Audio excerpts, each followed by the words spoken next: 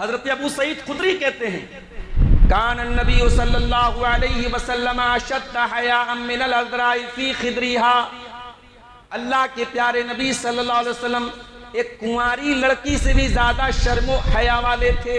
یعلم خائنۃ الاعین وما تخفی الصدور، اللہ کی ذات تو وہ ہے جو تمہاری آنکھوں کی چوری کو بھی جانتی ہے اور تمہارے دلوں کے اندر کیا چھپا ہوا ہے اللہ وہ بھی جانتا ہے. وَإِنَّ عَلَيْكُمْ لَحَافِظِينَ كِرَامًا كَاتِبِينَ يَعْلَمُونَ مَا تَفْعَلُونَ، میرے بندو ہم نے تمہارے اوپر کرامن کاتبین کو مقرر کر دیا ہے، تمہاری ایک ایک ایکٹیویٹی کو وہ نوٹ کر رہے ہیں، ریکارڈ کر رہے ہیں، لکھ رہے ہیں. اللہ نے سورہ نساء میں فرمایا يَسْتَخْفُونَ مِنَ النَّاسِ وَلَا يَسْتَخْفُونَ مِنَ اللَّهِ، یہ لوگوں سے تو ڈرتے ہیں، ان کو لوگوں سے تو شرم آتی ہے، اللہ سے ان کو شرم نہیں آتی ہے. وَهُوَ مَعَهُمْ إِذْ يُبَيِّتُونَ مَا لَا يَرْضَى مِنَ الْقَوْلِ، جب یہ رات کے اندھیروں میں اللہ کے رسول کے خلاف اور اسلام کے خلاف یہ سازشیں کرتے ہیں، اللہ کو تو سب معلوم ہوتا ہے. وَكَانَ اللَّهُ بِمَا يَعْمَلُونَ مُحِيطًا، اللہ تو ان کے ایک ایک عمل پر نظر رکھے ہوئے. الحمدللہ نحمده ونستعینه ونستغفره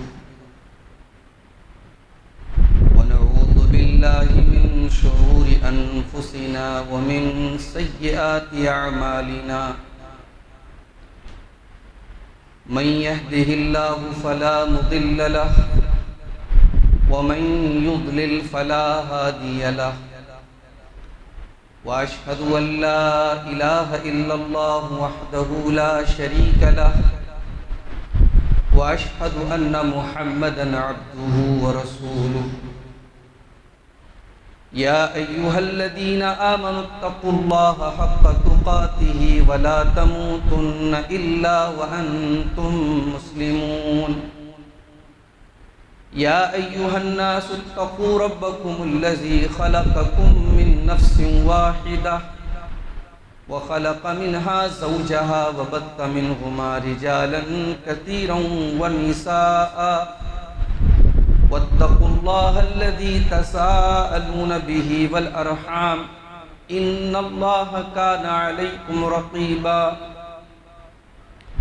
يا أيها الذين آمنوا اتقوا الله وقولوا قولا سديدا يصلح لكم أعمالكم ويغفر لكم ذنوبكم ومن يطع الله ورسوله فقد فاز فوزا عظيما. أما بعد فإن خير الحديث كتاب الله وخير الهدي هدي محمد صلى الله عليه وسلم وشر الأمور محدثاتها وكل محدثة بدعة وكل بدعة ضلالة وكل ضلالة في النار. أعوذ بالله من الشيطان الرجيم. بسم الله الرحمن الرحيم. يستخفون من الناس ولا يستخفون من الله وهو معهم إذ يبيتون ما لا يرضى من القول وكان الله بما يعملون محيطا. محترم حاضرین جمعہ، ہر وہ انسان جس کے دل میں دین کی محبت ہے، جو دینداری کا مزاج رکھتا ہے، دیندار ہے، موجودہ دور میں ایسا انسان ایک چیز کو دیکھ کر کے بہت تکلیف محسوس کرتا ہے، اور وہ چیز کیا ہے؟ ہماری نوجوان نسل کے اندر سے حیا کا کم ہونا یا حیا کا ختم ہو جانا. بڑی تیزی سے معاشرے میں بے حیائی پھیل رہی ہے اور حیا کم ہو رہی ہے. حیا کیا چیز ہے؟ اور اسلام میں حیا کی کیا اہمیت ہے اور حیا کے ختم ہونے کا کیا نقصان ہے، اس پر آج ہم تھوڑی سی گفتگو کریں گے۔ حافظ ابن حجر کہتے ہیں کہ حیا یہ ایک عادت ہے، ایک خصلت ہے، اور یہ حیا جس کے اندر ہوتی ہے اس کو بری چیزوں سے روکتی ہے۔ اس کا پہلا کام، حیا کا پہلا کام، حیا دار انسان برائی سے بچتا ہے حیا کی وجہ سے۔ اور حیا کا دوسرا کام، کسی حقدار کو اس کا حق دینے میں انسان کو کوتاہی کرنے سے روکتا ہے۔ اگر آپ کے اوپر کسی کا حق ہے تو آپ کی حیا آپ سے تقاضا کرے گی نہیں اس کا حق اس کو دے دو۔ کسی حقدار کا حق وہی مارے گا جو بے حیا ہو۔ یہ حیا کے دو بنیادی کام،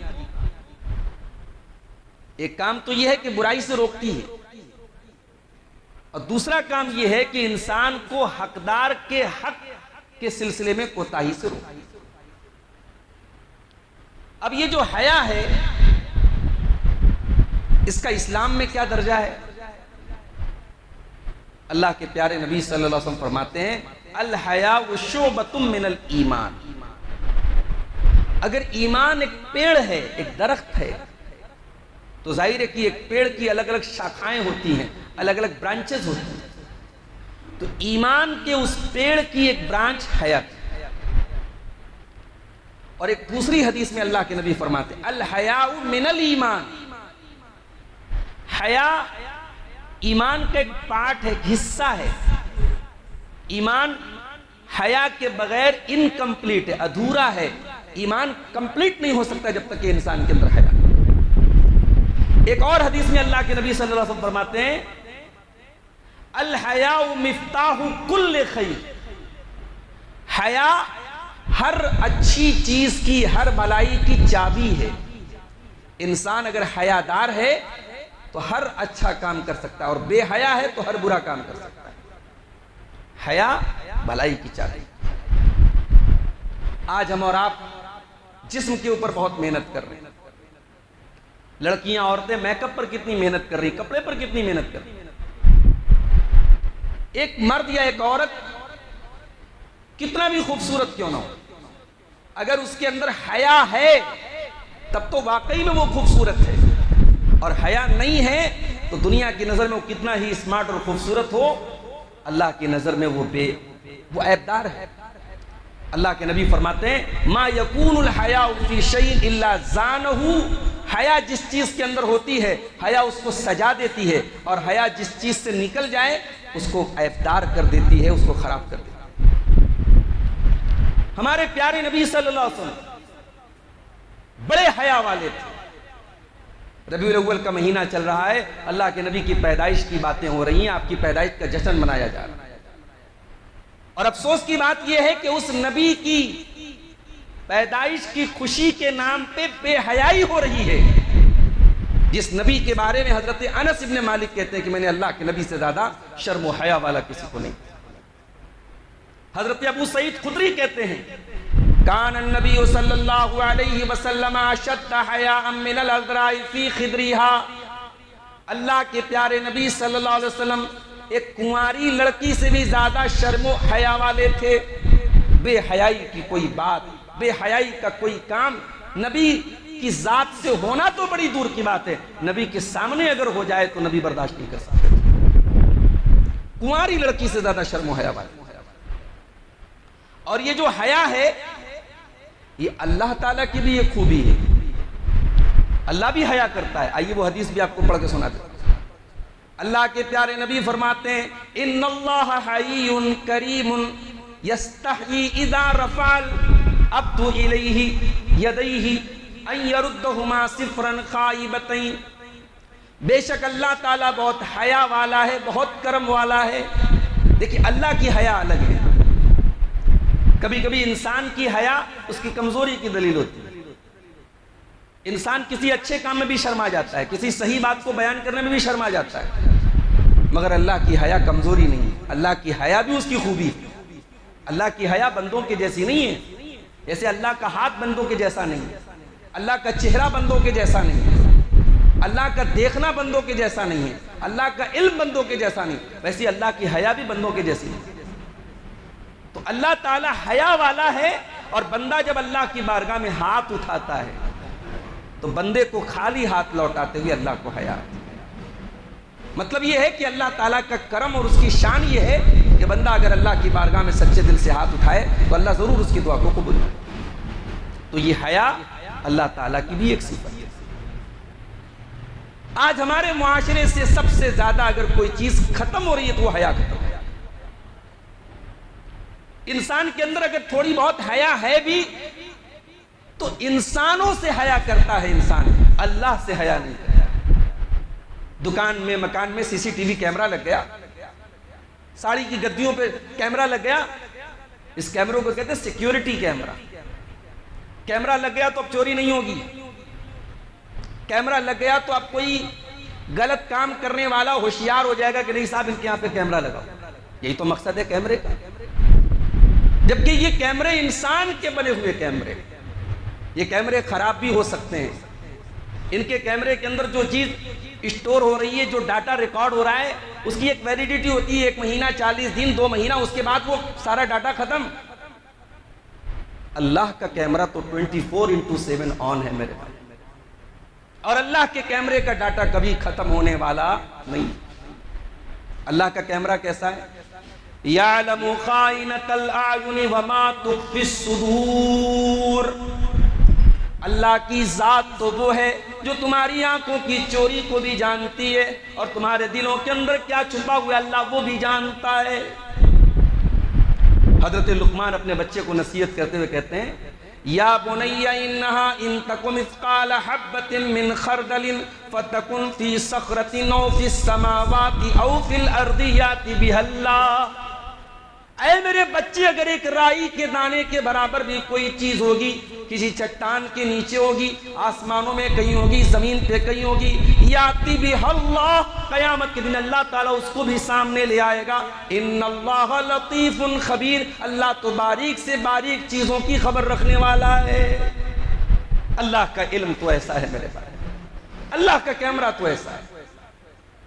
اللہ کے ریکارڈ کرنے والے فرشتے وہ 24/7 ایکٹیو ہیں، وہ ہر کچھ سب کچھ ریکارڈ کرتے ہیں۔ وَإِنَّ عَلَيْكُمْ لَحَافِظِينَ كِرَامًا كَاتِبِينَ يَعْلَمُونَ مَا تَفْعَلُونَ۔ میرے بندو، ہم نے تمہارے اوپر کرامن کاتبین کو مقرر کر دیا ہے، تمہاری ایک ایک ایکٹیویٹی کو وہ نوٹ کر رہے ہیں، ریکارڈ کر رہے ہیں، لکھ رہے ہیں۔ اور یہ جو فرشتوں کا لکھا ہوا ہے یہ کبھی ڈیلیٹ نہیں ہو سکتا، یہ کبھی مس نہیں ہو سکتا۔ ہم نے رات کے اندھیروں میں کیا کیا ہے، ہم نے اکیلے میں کیا کیا، ہم نے لوگوں کے سامنے کیا کیا ہے، ہم نے بند کمروں میں کیا کیا ہے، اللہ کا تو سب ریکارڈ ہے، اور قیامت کے دن وہ ریکارڈ کھولا جائے گا۔ اللہ قرآن میں کہتا ہے وَكُلَّ إِنسَانٍ أَلْزَمْنَاهُ طَائِرَهُ فِي عُنُقِهِ وَنُخْرِجُ لَهُ يَوْمَ الْقِيَامَةِ كِتَابًا يَلْقَاهُ مَنْشُورًا۔ قیامت کے دن ہر انسان کا نام اعمال ہم اس کی گردن میں لٹکا دیں گے، اور اللہ فرمائے گا اقرأ کتابک کفی بنفسک اليوم علیک حسیبا۔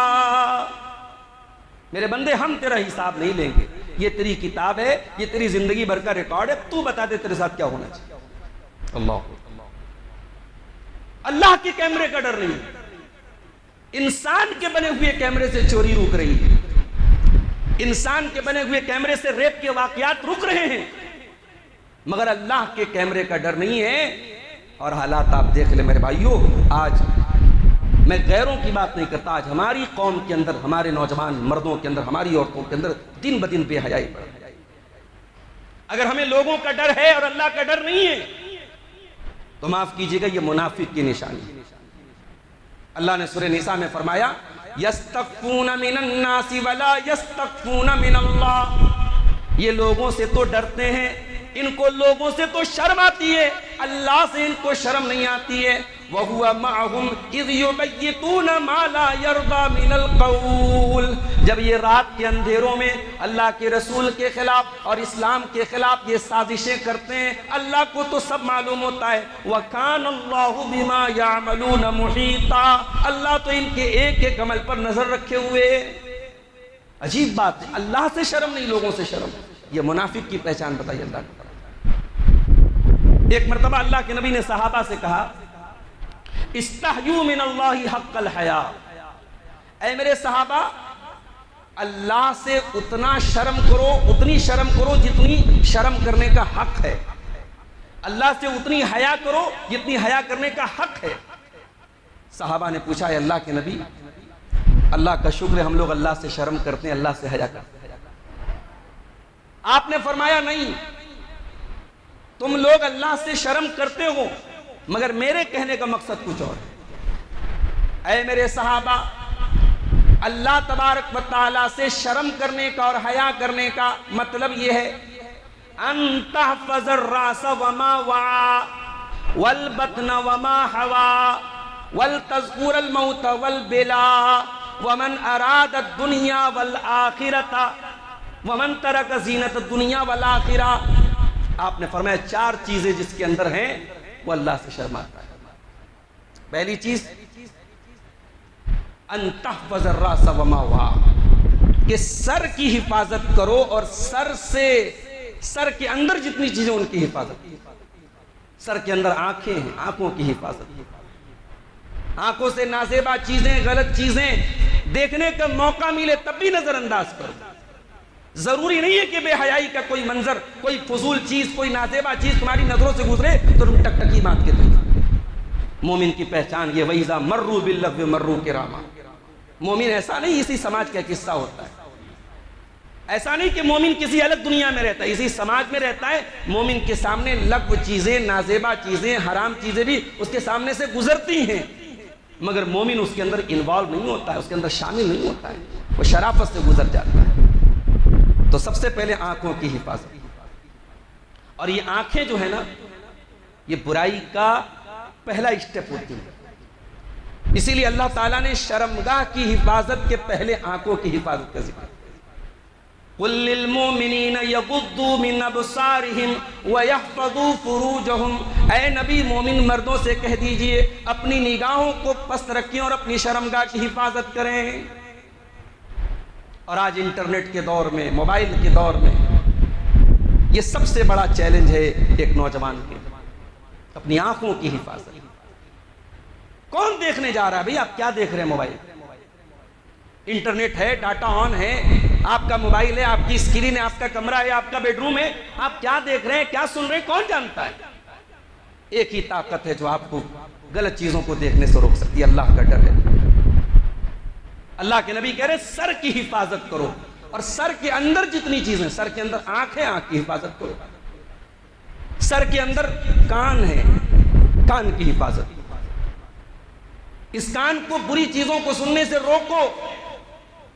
یہ گانے سننا، یہ میوزک سننا، یہ بھی بے حیائی کی طرف انسان کو لے کے جاتا ہے. جس انسان کو میوزک اچھا لگے، جس انسان کے جو انسان ایئر فون لگا کر کے گانے سنتا ہو، تو ظاہر ہے کہ اس کے دل میں قرآن کی محبت تھوڑی پیدا ہو. وہ قرآن تھوڑی سنے گا، وہ قرآن تھوڑی پڑھے گا. واللہ اگر قرآن کریم اچھے قاریوں کی آواز میں سن لو میرے بھائی، آپ کی روح سرشار ہو جائے گی، آپ کے دل کو وہ سکون محسوس ہوگا. خاص طور سے جو ہمارے ائمہ حرمین ہیں، پہلے کے بھی ائمہ، شیخ شریم اب تو استعفیٰ دے چکے، ذمہ داری سے ہٹ گئے، شیخ سدیس موجود ہیں، شیخ یاسر الدوسری ہیں، اور عرب قرآن میں دیکھیں شیخ عبدالولی الارکانی ہیں. افریقہ کے قرآ کو آپ دیکھیں. ہمارے یوٹیوب پر گانے، ہماری ہسٹری میں گانے موجود ہیں، بیٹھ کر کے گانے سن رہے ہیں، ہماری عورتیں گانے سن رہی ہیں، ہمارے گھروں میں عورتیں سیریل دیکھ رہی ہیں. اللہ کے واسطے یہ قیمتی زندگی کا، یہ قیمتی وقت، یہ قیمتی اوقات، کچھ وقت اللہ کے دین کے لیے بھی نکالو میرے بھائی، کچھ وقت قرآن سننے کے لیے بھی نکالو، دل کو سکون محسوس ہو. سر کی حفاظت میں زبان کی حفاظت بھی آ جاتی ہے.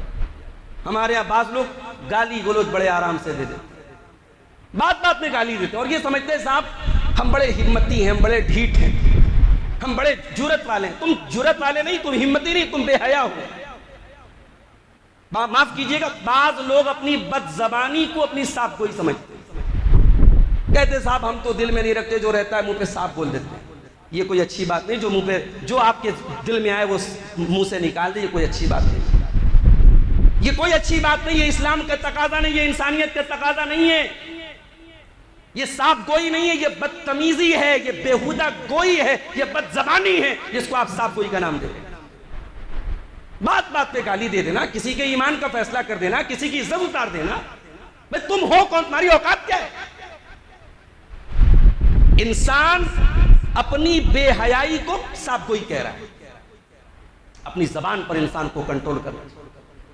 معاذ بن جبل رضی اللہ تعالیٰ عنہ، اللہ کے نبی ان کو اسلام کی باتیں بتا رہے ہیں، ایمان کی باتیں بتا رہے ہیں، جہاد کی باتیں بتا رہے ہیں. سب بتانے کے بعد اللہ کے نبی کہتے ہیں کہ اے معاذ، کیا میں تم کو پورے اسلام کا خلاصہ بتا دوں؟ کیا بتا دیجئے اللہ کے نبی. آپ نے زبان کی طرف اشارہ کر کے کہا کہ اس کو کنٹرول کرو، اس کو کنٹرول کرو. میں بعض گھروں میں دیکھتا ہوں باپ اپنے بیٹوں کے سامنے بڑی گندی لینگویج استعمال کرتے ہیں. عورتوں کے منہ سے گالی کے الفاظ سنتا ہوں، شرم آتی ہے. ہمارا پورا شہر بدنام ہو گیا اس گالی کی وجہ سے. اور یہ نسل در نسل ہم اس کو ڈھو رہے ہیں، اس کو ہم فخر کی چیز سمجھ رہے. صاحب ہمارے یہاں بچے، چھوٹے بچے گالی دیتے ہیں. بعض ماں باپ بڑے فخر کہتے ہیں ہمارا 5 سال کا بچہ ماں بہن کی گالی دیتا ہے. شرم آنی چاہیے. چلو بھر پانی میں ڈوب مرنا چاہیے. بچے اگر گالی سیکھیں تو ہمیں روکنا چاہیے. اللہ کے نبی نے زبان کی طرف اشارہ کر کے کہا کہ اس کو کنٹرول کرو. حضرت معاذ بن جبل نے کہا کہ اللہ کے نبی، کیا قیامت کے دن اس پر بھی ہماری پکڑ ہوگی؟ آپ نے فرمایا اے معاذ، قیامت کے دن لوگ اپنی ناک کے بل گھسیٹ کر کے جہنم میں اسی زبان کی کھیتی کی وجہ سے، اسی زبان کی کرتوتوں کی وجہ سے جائیں. زبان چھوٹی سی زبان ہے میرے بھائی، 2 انچ کی زبان ہے. جس کو چاہے جو چاہے سو بول دو. غیبت اسی زبان سے، چغلی اسی زبان سے، کسی کی عزت اتارنا اسی زبان سے، بیہودہ باتیں کرنا اسی زبان سے، گالی بکنا اسی زبان سے. کون روکتا ہے؟ کون منع کرتا ہے؟ زبان ہلانے میں کوئی آپ کی زبان کو کنٹرول، آپ کو خود کنٹرول کرنا پڑے گا. اگر اللہ سے شرم ہے، اپنی زبان کو کنٹرول میں رکھو.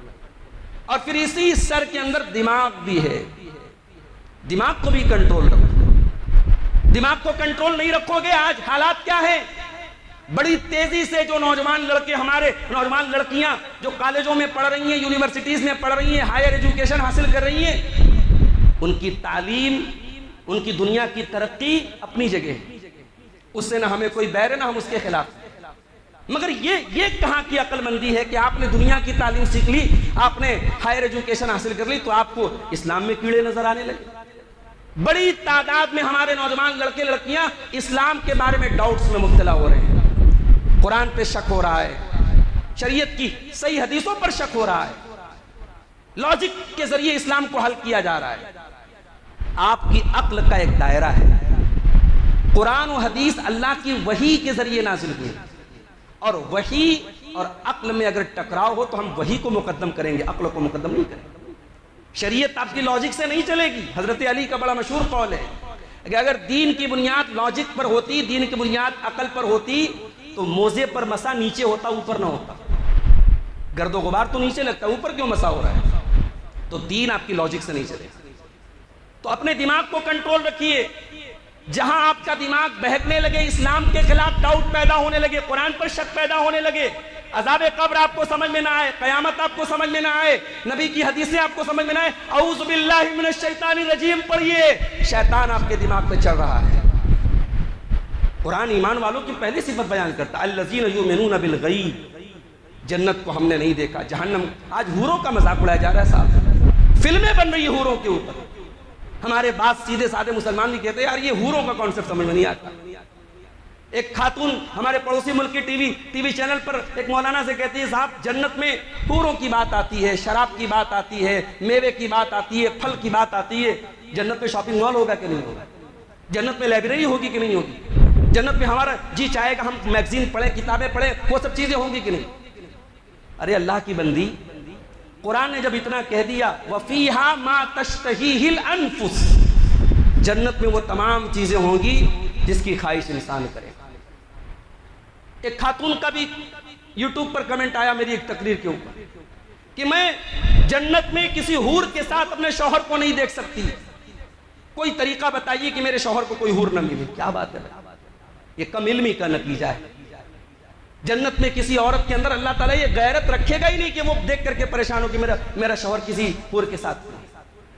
تو جنت و جہنم کے بارے میں، عذاب قبر کے بارے میں، قیامت کے بارے میں جو باتیں آئی ہیں، ہمیں ایز اٹ از ایمان رکھنا ہے، بس اس میں ہمیں دماغ نہیں لگانا ہے۔ اللہ کے رسول کہہ رہے اپنے سر کی حفاظت کرو، سر کے اندر دماغ دیا۔ اس کے بعد دوسرا جملہ سنیے اللہ کے پیارے رسول کا، والبطن وما ہوا، اور اپنے پیٹ کی حفاظت کرو، اور پیٹ سے لگی ہوئی جتنی چیزیں ان کی حفاظت کرو۔ اب پیٹ کی ایک حفاظت تو یہ ہے کہ انسان اپنے پیٹ کو حرام کمائی سے بچائے، کسی کا حق مار کے نہ پیسہ نہ کمائے، کسی یتیم، کسی کمزور، کسی مجبور، کسی مستور کا حق نہ مارے، کسی کا حق دبا کے تم نے بلڈنگیں تان بھی لی تو وہ بلڈنگیں قیامت کے دن آپ کے خلاف حجت بن جائیں گی، آپ کے خلاف وبال بھی بن جائیں گی۔ خبردار کسی کا حق دبا کے اپنے پیٹ کو نہ بھرا جائے۔ یتیم ایک بچہ ہوتا ہے جس کا باپ مر گیا۔ ہمارے ہاں میں کبھی کبھی تقریروں میں کہتا ہوں کہ ہمارے ہاں شریعت کو بھی لوگ اپنے مطلب کے لیے یوز کرتے ہیں۔ باپ کی زندگی میں بیٹا مر گیا، بھتیجا یتیم ہو گیا، اب وہ چچا لوگ جن کو کبھی شریعت یاد نہیں آتی، اس موقع پر ان کو شریعت یاد آ جاتی ہے۔ پہلا جملہ یہ نکلتا صاحب اس کا تو نہیں بنتا۔ جس جوائنٹ فیملی سسٹم کو ہم اس پورے سماج میں ڈھو رہے ہیں، اس جوائنٹ فیملی سسٹم کا یہ عذاب بھی ہے کہ باپ کی زندگی میں بیٹے نے جو کمایا سب باپ کا، اور وہ بیٹا مر گیا، اس بیٹے کے مرنے میں بیٹے کی کیا غلطی تھی؟ اس کے یتیم بھتیجوں کو اس کے سگے چچا لوگ اس کے باپ کے حق سے محروم کرنے کی بات کرتے ہیں۔ یہ ہم شریعت کو مس یوز نہیں کر رہے، اپنے حق کے لیے استعمال نہیں کر رہے۔ جن کی زندگیوں میں شریعت کبھی نہیں آتی، اس موقع پر جہاں اپنا فائدہ ہو رہا ہو وہاں میں شریعت یاد آتی ہے۔